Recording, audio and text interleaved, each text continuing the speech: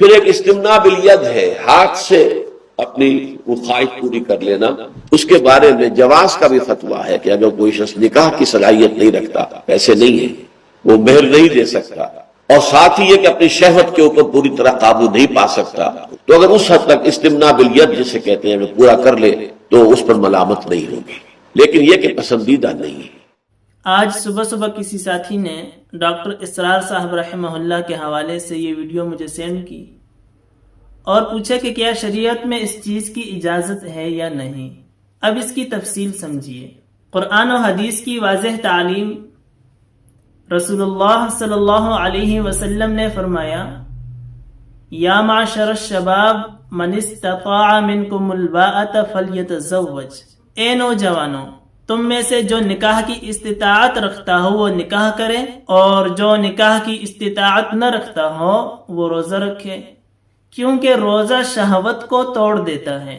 یہ حدیث صحیح مسلم اور صحیح بخاری دونوں میں موجود ہے۔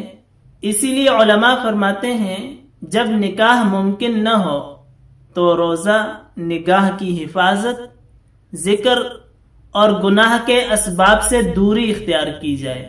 اب بھائی کا سوال یہ تھا کہ کیا اس فعل کی شریعت میں اجازت ہے یا نہیں۔ یہ کسی صریح حدیث سے ثابت نہیں ہے۔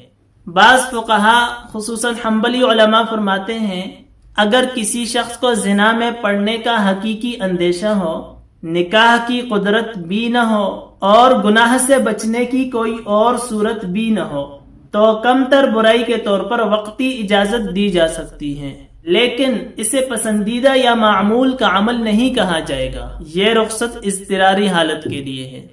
اب اضطراری حالت کیسے؟ آپ کسی ایسی جگہ پر ہیں جہاں کھانے کے لیے کوئی چیز موجود نہیں ہے اور گمان ہے کہ بھوک کی وجہ سے آپ مر جائیں گے۔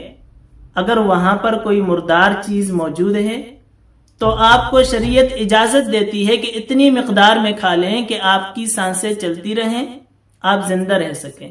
اس مردار کے گوشت سے عیاشی نہیں کر سکتے، وقتی اجازت ہے کہ اتنی مقدار میں کھا لیں کہ آپ زندہ رہ سکیں۔ یہ اجازت اس چیز کو حلال نہیں کرتی بلکہ وقتی اجازت آپ کو دے رہے ہیں۔ تو ان علماء کے نزدیک اگر کوئی اور صورت آپ کی گناہ سے بچنے کی نہیں ہے، بڑے گناہ سے بچنے کے لیے چھوٹا گناہ آپ کر لیں۔ ایک بڑا گناہ ہے، ایک چھوٹا گناہ ہے، دونوں گناہ، لیکن بڑے گناہ سے بچنے کے لیے کم تر جو گناہ ہے اس کو اختیار کر لیں۔